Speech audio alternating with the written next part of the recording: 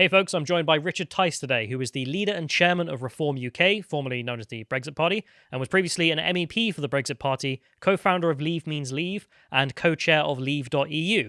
So you've been around a bit in the Brexit side of British politics. That's right. Great to be with you. And Brexit's done, and now we're looking forwards. And we believe there's a huge amount to change in the way the country is run and governed, and reforms needed across a range of areas, whether it's the economy, whether it's the way our public services are run, or whether it's the institutions that control and govern us. So I saw that you guys are running for the London Assembly candidates, so you're going to be the guys holding the mayor to account. That's right. So we've got Reform UK. We've got almost 500 candidates across the whole country. There's a huge amount of elections everywhere. And I'm personally standing as a candidate in the London Assembly, as you just said, which is really important and is part of the way that London is run and governed. Obviously, there's the London mayoral election. We're endorsing Lawrence Fox, who's a mayoral candidate for that, and he's from the Reclaim Party, and he's endorsing our Assembly candidates. And the London Assembly candidates is really important because it holds the mayor to account. It approves the budget, and it's also a platform from which we can campaign for issues that affect Londoners. Yeah, I did see the you guys out campaigning, and I saw you and Lawrence Fox out together campaigning. I just wanted to mention it because I think it's a really interesting pact that's been formed there. So I saw that Nigel Farage had also endorsed the pact and said this is wonderful. So just a short quote from him here. So it feels highly appropriate that on the eve of St. George's Day, a new patriotic alliance between Reform UK and Reclaim Party is being announced. With the big battle for Brexit now over, the fight for what kind of country people want to live in, a free nation or a semi-authoritarian regime. So I like that this is a little alliance that's being formed, and to form this alliance, I saw that apparently you guys are starting a pub together. So called the Fox and Tice. Look, it is. I think actually voters really, we've had a really good response to the announcement of the alliance, and voters want common sense. They do want things to be reformed. They know that loads of money is wasted at all levels of government, and there's loads of daft regulation. So we stand for common sense. So we thought actually that given that London so much, I mean, the high streets all over the place are decimated. So we said, well, we're going to play our bit. We're going to buy a pub that's sadly closed and unlikely to reopen. And we thought we'd rename it the Fox and Tice. Quite a fun play on words. And this is going to be something where it's going to become a beacon and home of free speech, somewhere where, for example, freedom is really, really important. It's really precious. It's very valuable. It's really hard, for example, for right of centre comedians to find places to do their act. So that's the sort of thing that we hope would be able to also take place on some fun nights in a pub. And we want to make it clear that this will be a pub that we need to free up and reopen London and the rest of the country. We've always been, look, COVID's a horrendous thing, but we have to learn to live with it. We can't lock down forever. We've always felt that there's a better way than lockdowns. Your videos, Callum. Sorry. Sorry, there we go. We always believed in the Great Barrington Declaration approach to dealing with COVID. So that's why we thought that actually having a pub that people could recognise and support would be a fun thing to do.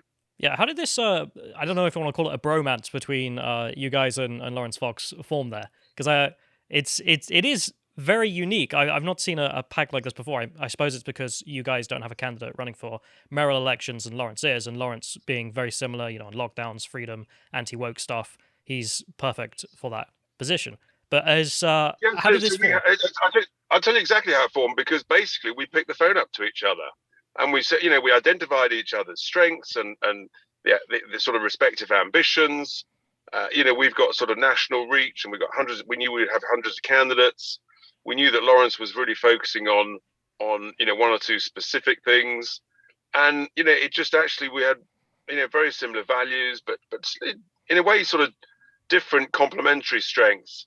And we just felt, well, actually, let's do something different. And that's the joy of doing things different. And in a sense, that's how a nation progresses. When people push the boundary, whether it's ideas, whether it's technology, I mean, if it wasn't for Thomas Edison, pushing the boundary couple of hundred years ago, we wouldn't have the light bulb. That's how you make progress. That's how you do things differently. And we've had a great response from people. They've noted it, they've appreciated it, and who knows? Yeah, I mean, I hope he gets. I saw his polling is going up and up, so it'll be good to see what he gets. And Yeah. yeah. So one of the things I wanted to ask was about you personally. So you used to be a Conservative Party member, as I understand it, and then you've had a political evolution since then. So I wanted to ask, what sort of got you into politics, and what was your political evolution from Conservative to now Reform UK, Brexit Party? Sure. So, I mean, my background is, I'm a businessman. I've always been involved in property, both residential and commercial property. But I've always had an interest in politics, how things are done, how things are run.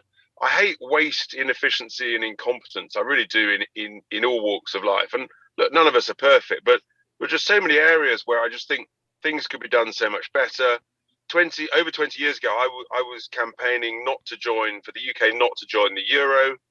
I was a Conservative Party member and donor at the time, and in a sense, actually, partly thanks to Gordon Brown and our campaigning efforts, fortunately, we didn't join the euro. And then I looked more closely at the EU membership and the benefits and the disadvantages, and yeah, so I ended up feeling very passionately about that, and one thing led to another. But having sort of been involved and helping in the referendum, and obviously we won that. Well, then it became clear that the Conservative Party that promised to deliver it, actually they basically completely failed, and under Theresa May's woeful leadership, it went backwards, and you couldn't trust a word they said. And I just said, look, enough's enough. And I've known Nigel for a while, and we were looking at it closely, and eventually we said, look, we've got to do something differently. And so that's how when it got really desperate, and I led a 2-week march from Sunderland down to Westminster, and then we said we've got to launch the Brexit Party. That we did. It was exactly 2 years ago. We were campaigning in the European election campaign, and in a sense, the rest is history. We were the biggest party in the whole of the European Parliament, and that's a real statement of people's frustration at what had gone on here in the UK. So, and then once we'd had the general election at the end of 2019, COVID came so quickly. It's sort of hard to know what would happen after that. But we were very concerned about the government's response. And we'd said things need reforming, and that's why actually the party name it does what it says on the tin, which is we very much believe that we're a great nation. We just feel that there's so much opportunity out there, but we really do need to make the country work for all the people, not just an elite of mates and cronies. And you're seeing it now, whether it's Boris's shenanigans with refurbishing his flat, paid for by whom, multi-million-pound contracts given to mates of Tory MPs and ministers. We can do so much better than this. We really can. This stuff's not difficult. So yeah, there's a lot to be done. So I suppose after Brexit, I mean, Brexit, as Boris would say, has gotten done now. But there's just, in your opinion, there's so much more that needs to be fixed. So I checked out Reform UK's website and read the list there, the like sort of one-page manifesto you guys have there, which is quite nice because it's easy just to be able to list off the things that are important. Exactly. I deliberately kept it. It's simple, and there's 3 pillars there of reform. So I noticed on the economic stuff, I'm not a huge economic person, the audience generally isn't. Sensible, low taxation, low regulation, high growth. Yep, there's no arguing with that. That's what works globally. I mean, it's not debatable anymore. It does, but the point is the Tories have moved away from that. Under the recent budget, they've confirmed that we're going to have the highest taxation in the country for 70 years and the lowest medium-term growth for 60 years. That's just not an attractive place to be, and anybody can work that out. Either. it doesn't work. There's not a single high tax, high growth country in the world, and we all want better public services, and we want them to be efficient and fast because we pay the bills, all of us. It's our cash. There's no such thing as government money. It's our money. It's our cash, and we can do so much better. We really can. But for all the things that you want funded by the government, if you've got more growth, then you can invest more in healthcare. If you've got more growth, then you'll get better wages. It's just night follows day. Yeah, not to mention there's a huge amount that can be cut from government spending. So, I mean, as you mentioned here about public services, you mentioned our police force needs to focus on preventing crime, catching criminals, not woke nonsense. And this is totally true. I mean, the amount of money that gets spent on people to, test how many people have certain skin tones or have certain genders within departments, or the hate crimes unit, the fact that the police spend so much time policing tweets instead of murderers and rapists and so on and so forth. I mean, this is the sort of thing I'm thinking of when I think of woke nonsense, but I wondered, how do you define this sort of woke nonsense that the state engages in? I'll give you a good example. The police force of the West Midlands, they had an advert recently for an assistant director, not a director, but an assistant director for fairness and well-being. And, I mean, come on. And this individual would earn a very nice salary, over 2 times the average national salary, £75,000, plus all the bolt-on extras, pension and whatever. And that's just the assistant director. Imagine what the director of fairness and well-being in West Midlands is earning. Yeah, it's maybe 6 figures. It's just nuts. Between I want that money spent on a couple of bobbies, walking the streets, getting to know their community, have great technology with a smartphone in their hands, and getting to know the good guys and the bad guys, and that's I mean, so that's what proper old-fashioned policing is about. And hey, guess what? It works. Yeah, I mean, it's what policing is about. It's being the police, Correct. Not being the police of vice and virtue. Isn't it weird? Whenever there's a horrendous crisis or a big march, all of a sudden you see hundreds and hundreds of police everywhere. I'm sort of wondering, well, where are these folks during the rest of the week? Why can't we see these people on all our streets? And there's all sorts of ways they should be out there. They should be a visible presence in the communities, and whether they're using, they could be using an e-bike or whatever, just to make them faster and quicker and more responsive. And that's really, really important. I went over to New York. I met New York's equivalent of Cressida Dick, the head of the Met Police in London, a couple of years back. And he showed me the technology they use in New York for their police officers, which is just mind-bogglingly impressive. And I know that actually the technology in many of our police forces up and down the country, I mean, it's in the dark ages. It really is. Absolute dark ages. I mean, I agree. I mean, you brought up Cressida Dick there. I was going to come on to that, so we'll do that now, which is, what do you make of her? Because I saw Sean Bailey, the candidate for Mayor of London, who's a Tory, said he didn't even want to get rid of her, which I just found flabbergasting. Like, why is that his position on the case? But, when you look at her and some of the stuff she's brought through with Sadiq Khan also being a wokist, who's probably campaigning on gender-neutral toilets as we speak, or some such rubbish.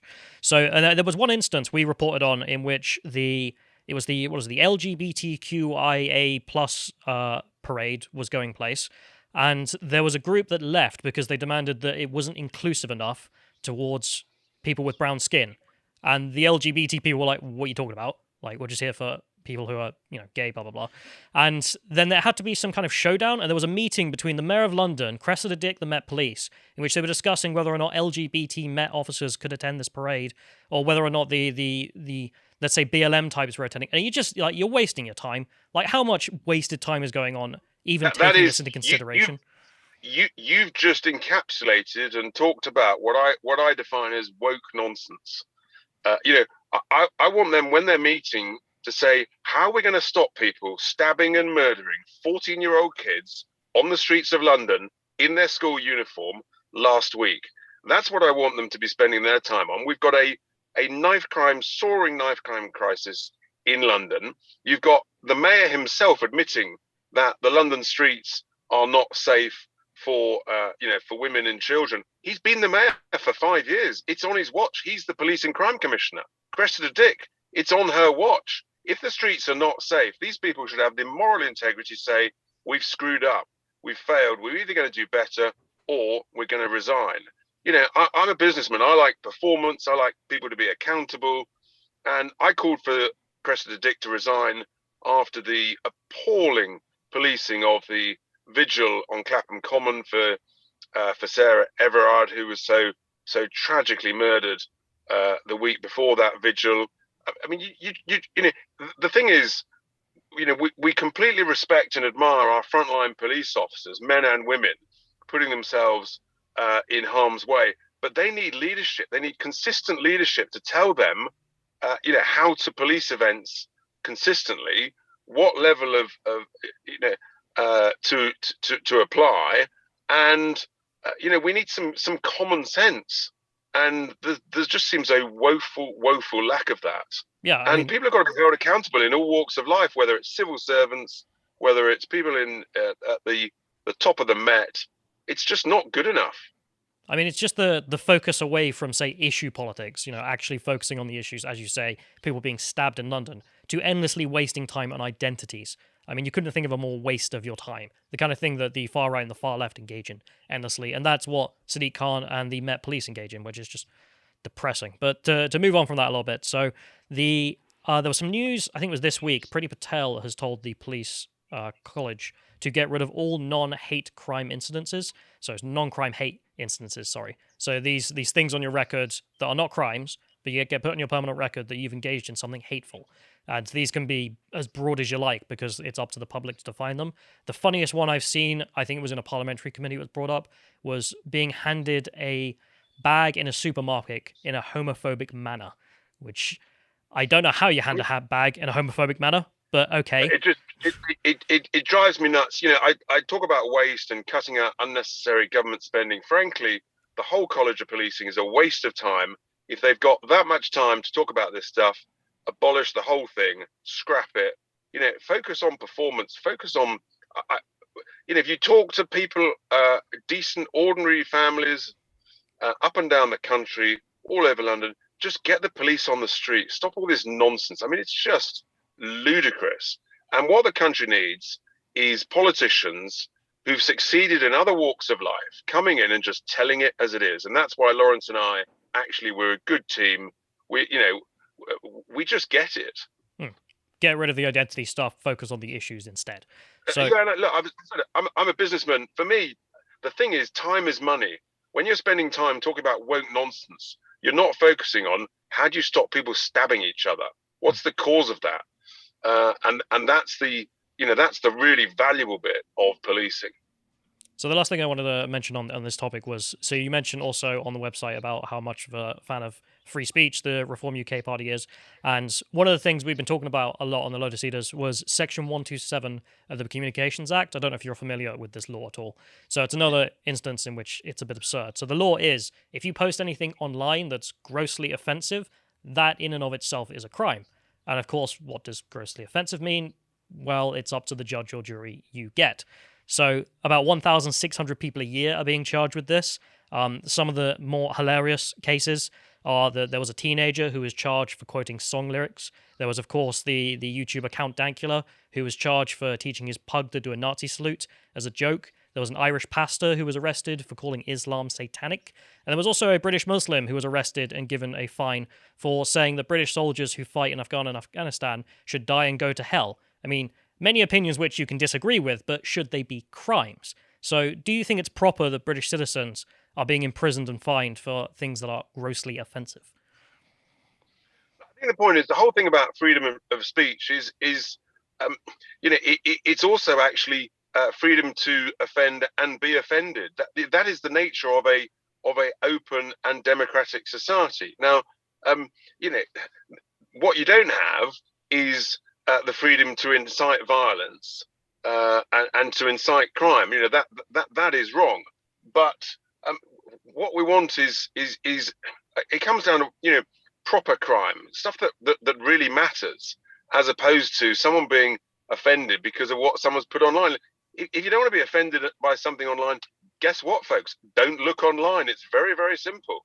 If you're getting personally offended, and there's no sort of proper recourse to all this stuff that you've just touched on, and what the College of Policing were talking about with these sort of non-hate crimes. There was literally just a total lack of common sense, and I think we really have just got to get back to basics.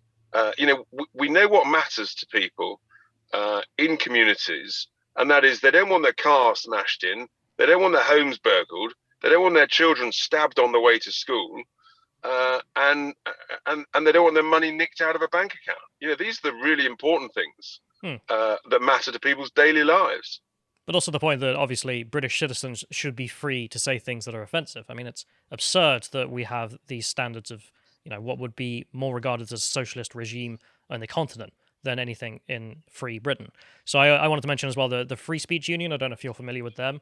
Yeah, very much so. No, I know the guys behind that. They're doing a fantastic job, and in fact, with our plans for a pub, we want it to be a beacon of free speech with a room where we have debates, and so that that then becomes a clear space where actually people can tell it as it is, and sometimes it's a bit edgy, and sometimes it's a bit uncomfortable, but the ability to tolerate it's much better that you have these difficult discussions openly, respectfully, and then if it's offensive and outrageous, you then basically have the debate, have the argument, and win the argument and make the other side look utterly ridiculous. Yeah. I mean, that's how progress is made. So the only thing I wanted to mention, though, is the Free Speech Union have endorsed getting rid of Section 127 because they think it's abhorrent.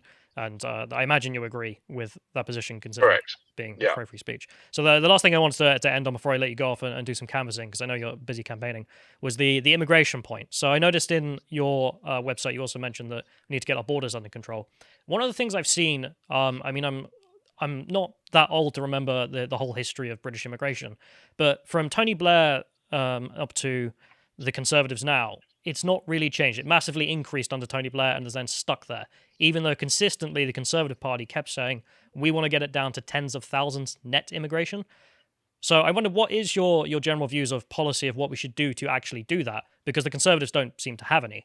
And would you consider, say, a hard cap in which you say, right, we will let in X amount of people, and then if you're applying over that amount, very sorry, you'll have to apply next year. What do you make of all this? Yeah, look, as a nation, we've always actually been very welcoming with immigration. And what you want as an economy is you want to say, right, where have we got shortages? Where have we failed to train our own people? Where do we need, and where do we want to welcome skills to come and help? And up until 2004, when Tony Blair just completely opened the doors, that actually worked really quite well.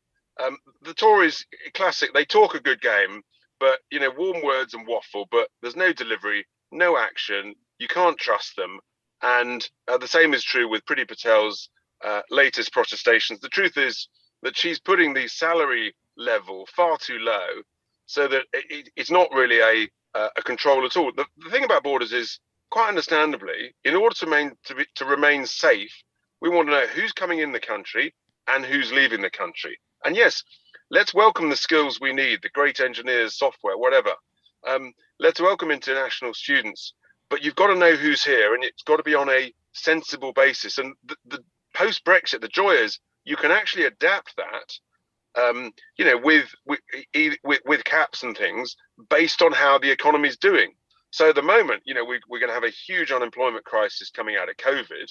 So we should be saying, right, we need to make sure that British citizens who live here, that actually we should be making sure we get those people back to work, rather than just welcoming huge numbers from overseas. And so we should be adapting it. And yeah, sometimes that will mean that actually you have a hard cap on numbers, and you say, sorry, you're going to have to come next year. Yeah, sure. So I suppose you'd find that true, because I saw this was a big thing for UKIP. I mean, one of the main issues for the EU referendum being that we have such open borders with all of the European Union. And now that we've got this control back, let's use it. You've got the control, so let's use it in a sensible, positive, constructive way. We have got shortages of certain skills, so let's welcome that. But let's identify, right, if we've got a shortage of doctors, well, we need to be training more doctors. What turns out was actually we weren't training enough doctors. If we've got a shortage of nurses, I tell you what, folks, why don't we do what we used to do, which worked really well?